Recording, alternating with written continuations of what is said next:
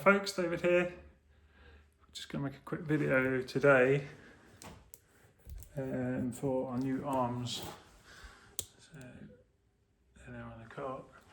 Now I've just been looking at our website and you guys have gone crazy buying them. We've just released them today. So I thought I'd better do a quick video just to explain a few things about them. Because there's quite a few interesting aspects to the new arms. It's been a project I've been working on for a while. So you know, you've been speedrunning for the last few years, and suspension's always been a little bit of a bugbear for me. And basically, with upgraded cars with a lot of batteries and big motors and stuff like this one, this one's my single motor car. It's kind of 191 or something like that. But they're so heavy that the standard suspension is like nowhere near close, and even for a moderately upgraded car, standard suspension is a bit of a problem.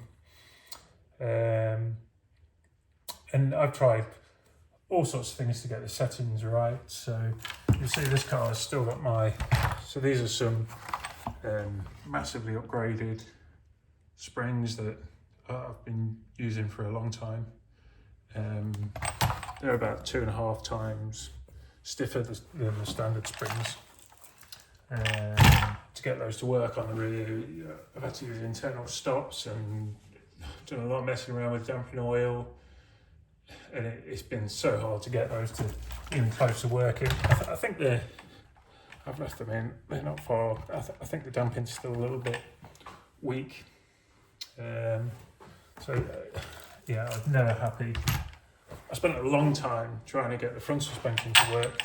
Different springs, different oil, different spaces, and I could never get anything that I was happy with. And the closest thing has actually just been to lock them out. And particularly with the plastic arms, because there's so much flex in just the plastic arms. So this is fully locked out, and you apply some force to it, and you can see there's just a whole load of flex in everything, and that's as much travel, and that's the kind of pressure that you want. So locking them out has been pretty much the only option. And you'll see anybody running, 180 mile an hour speed cars, nearly everybody's locking them out. People that are not locking them out, they've just wound the spacers in on the shocks and put stops on them until the shocks don't really do anything. And so aluminium arms has been something that I've been thinking, is going to help that to get rid of the flex, and then maybe we could go to shocks. So let's have a look at what we've got. Just got a stripped down standard Limitless here that we've just been using for the trial fits to make sure it fits all of the standard parts rather than our upgraded parts. So the obvious thing is we've gone over to we've made some aluminium arms, which is certainly nothing new. I think we've done a nice job on them, and they certainly look the part. I've actually tried a different finish with the anodizing, and yeah, I think they're probably the nicest parts we've ever made. But what I have done is introduce the linkage system. So you may have seen a video on Instagram and Facebook of how the linkage system works. So we've got a little rocker link in here, and as the suspension moves, the rocker link moves. And what that does is doubles, or roughly doubles, the amount that the shock absorber moves for the wheel travel. So that doubles how stiff this suspension is. So it's like putting a spring in that's twice as strong.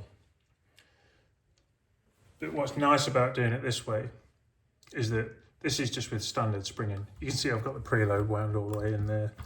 You don't need it wound all that far in. So we've got the standard springing, and the spring is matched to the damping oil that's already in there. So it's one thing, it's 101 for vehicle dynamics. your shock springing and your damping is all matched to work together. And so we're not touching any of that. And so what Arrma has already done, it's already matched, it's all there. By using more of the stroke, we're actually putting less load through the shock absorber. So the load is actually shared by the link and by the shock absorber. So we're actually putting less load through the shock absorber and giving the shock absorber an easier time. And also a longer stroke, which also helps with the damping dynamics and makes the job for the shock absorber so much easier to do. And this, with the standard shocks, is approximately the same kind of force I was putting on the car you saw with the locked out suspension. And so that's ready to speed run in an upgraded car with carrying a lot of weight. One of the great benefits of having the little links in there is something else I've always hated about the shock absorbers, is so we can just adjust this link and that changes the ride height. So previously, to change the ride height was you'd have to try to use the droop screws, but you're fighting against the preload with the droop screws. So at the minute I've got the droop screws completely wound off, I don't have the droop screws wound on at all. And you can adjust that. Suspension goes up and down. You're not adjusting the preload on the suspension, all the settings stay the same. And it's really easy to set your wheel balance across the car. And that's something, that is really nice. Previously, the shocks were a bit too long on a standard setup, and so you wind the droop screws in until you were compressing the spring like that in order for it to fit. But that's not how this is. So we've got enough room here that the shock absorber is at its natural length, and so you're setting the preload, and that's completely independent from the droop screw setting. And then camber adjust as well. So camber adjust has been something that's always annoyed me, because you have the little plastic C washers under the end of the pillar balls, and the plastic washers are not really good enough. If you use full washers, if you want to change the preload, you've got to take the whole thing apart. You put a washer in there, you put it all back together, and again, your camber adjustment's not quite right. You've got to take it all apart again. It's kind of a nuisance.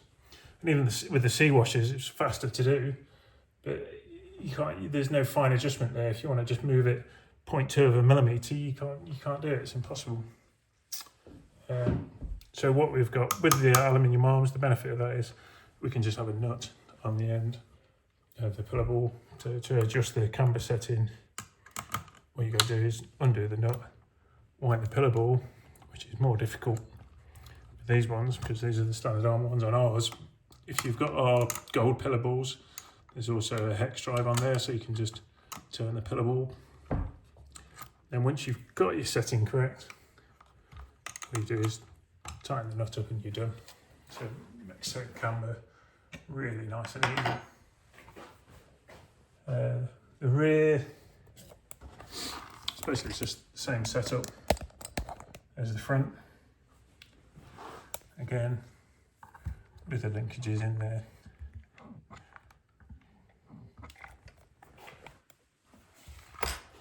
And it makes for a really easy setup, and it's going to make building really fast Arrmas a lot easier to get your handling right. One thing that was a little bit unfortunate is that if you want to fit, so you can screw the links, the top of the links, up to the top bulkhead mount holes just there. But if you want to use this plastic guard, obviously that uses those holes. So what you'll need to do is drill a couple of extra little holes in the towers. In the instructions there's a little template and everything that shows you to do that, but it's just 2-3 more holes that you need to drill. And the position accuracy is not really that important either.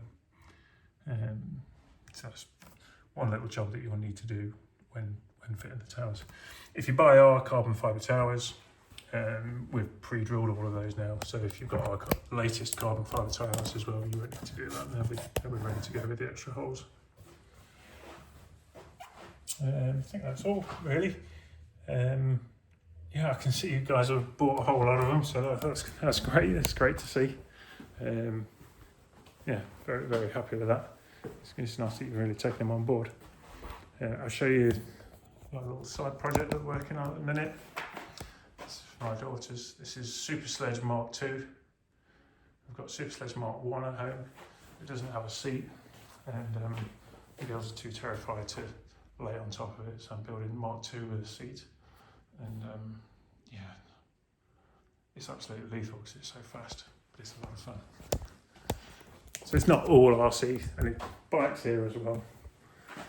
For the swing arms, that's all today. Right, cheers folks.